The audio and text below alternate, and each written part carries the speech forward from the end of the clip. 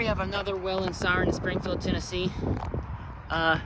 Wait on CSX Q648 to come through.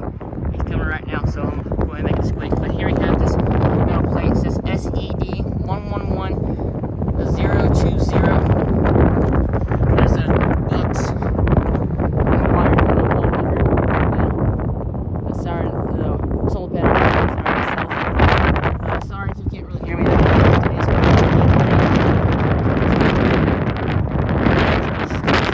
Coming in later tonight. That's why it's so windy. It always gets windy up here in Springfield. When rain comes in. So yeah, there's the siren itself. See, Q648 just got to code out the signal. As you can see, the dark clouds over there.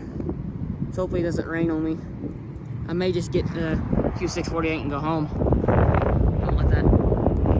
But yeah, I want to show you all this siren here in Springfield, Tennessee.